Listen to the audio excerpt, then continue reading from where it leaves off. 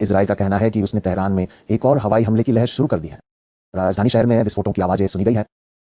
Iran के अन्य हिस्सों पर भी हमले हुए हैं। एक हवाई हमले ने उत्तर पश्चिम में एर्मिया शहर में इस आवासीय इमारत को नष्ट कर दिया। राहत दल मलबे के नीचे दबे हुए जीवित लोगों की तलाश कर रहे हैं। उन्होंने शव भी बरामद किए हैं। नीनावा एर्मिया ईरान के पश्चिम अजरबैजान प्रांत का सबसे बड़ा शहर है और ये तुर्की और इराक की सीमाओं के निकट है। और ये पश्चिमी ईरान के कोर्नाबाद से कुछ नवीनतम चित्र है। सोमवार की सुबह एक हवाई हमले ने एक आवासीय क्षेत्र को निशाना बनाया। कई लोगों की मौत और घायल होने की सूचना है। एक बच्चा मृतकों में शामिल है। खैर, हम इस घंटे में बगदाद, हांगकांग, अम्मान, दुबई और तेहरान में संवाददाताओं के साथ इस कहानी को कई कोणों से कवर कर रहे हैं। लेकिन पहले तहीद असादी हमारे साथ तेहरान से जुड़ते हैं। तही, तो आप हमें तेहरान में नवीनतम हमलों के बारे में और क्या बता सकते हैं जहां आप हैं और देश के बाकी हिस्सों में?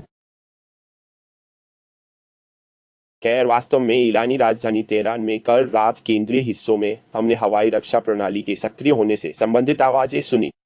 इस बीच हमें राजधानी के पूर्वी और पश्चिमी हिस्सों में बड़े विस्फोटों की आवाजें सुनने की रिपोर्ट मिली है। और इसके अलावा हम जानते हैं कि विभिन्न अन्य शहरों में हमें अमेरिकियों और इजरायलियों द्वारा हवाई हमलों के अभियान के जारी रहने की रिपोर्ट मिल रही है। और निश्चित रूप से अब तक हम जानते हैं कि 2000 से अधिक शहरों में हमने ऐसे हमलों का अनुभव किया है। नवीनतम बनरा पोस्ट से आता है, जहां एक रेडियो स्टेशन को निशाना बनाया गया और एक व्यक्ति सूचना है जिसे खुरामाबाद और रूमिया में भी कहा गया। 2 आवासीय क्षेत्रों को निशाना बनाया गया, जिसके परिणाम स्वरूप आम नागरिकों में मौतें हुई, जो दुर्भाग्यवश कुछ नया नहीं है।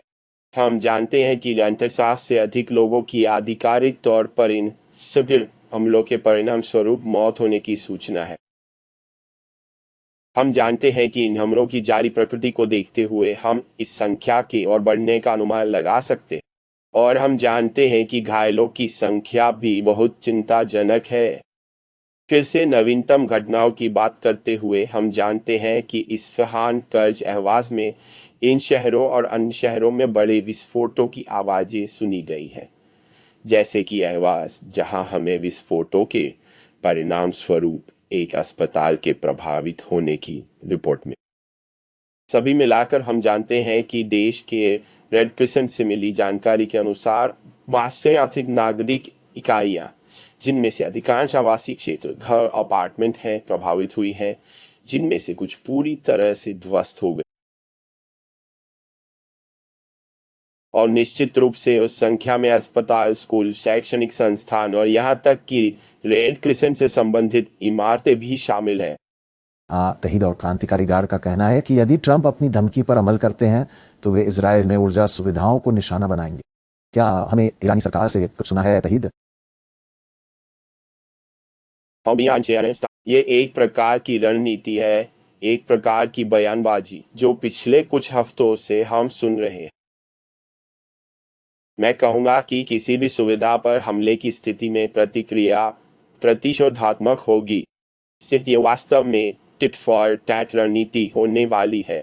और हम जानते हैं कि पिछले 5 घंटों में, विशेष रूप से जब से अमेरिकी राष्ट्रपति ने यूनाइटेड बुनियादी ढांचे को निशाना बनाने की नई धमकियां दी हैं, तेहरान से यहाँ की प्रतिक्रिया अधिकारियों, राजनीतिज्ञों और निश्चित रूप से सैन्य पक्ष से चुनौती, निरोध, लचीलापन और प्रतिशोध की रही।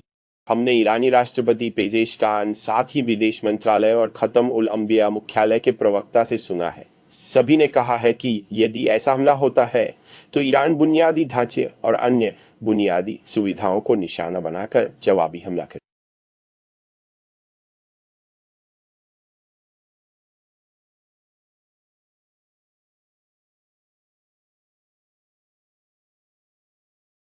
और निश्चित रूप से यह इस पहले से ही नाजुक स्थिति में एक नई जटिलता की परत जोड़ रहा है, जो कि तनाव कम करने के बिंदु से बहुत दूर लगती है। हमने कालिबो से सुना, मोहम्मद बाघेर कालिबो वास्तव में संसद के अध्यक्ष है। उन्होंने कहा कि यदि ऐसा हमला होता है तो वे वित्तीय संस्थाएं जो अमेरिकी सैन्य बजट को वित्तपोषित करती हैं, कानूनी लक्ष्य होंगे। इसके अलावा खत्म उल अंबिया का एक प्रवक्ता कहता है कि ऐसे हमले की स्थिति में तत्काल उपाय किए जाएंगे। मसूद पेजेशकान लगभग वही बयान दोहराते हैं और विदेश मंत्रालय भी कहता है कि यह प्रतिक्रिया होगी। और एक और महत्वपूर्ण बात जो हमने ईरानी पक्ष से सुनी है वो है होर्मुज जाल मरुमध्य से संबंधित। और वे कह रहे हैं कि यदि हमारे बुनियादी ढांचे पर कोई हमला होता है तो जब तक उन बुनियादी ढांचों का पुनर्निर्माण किया जा रहा है तब तक बंद रहेगा। तहीद असादी हमारे लिए ईरानी राजधानी से लाइव। तहीद धन्यवाद।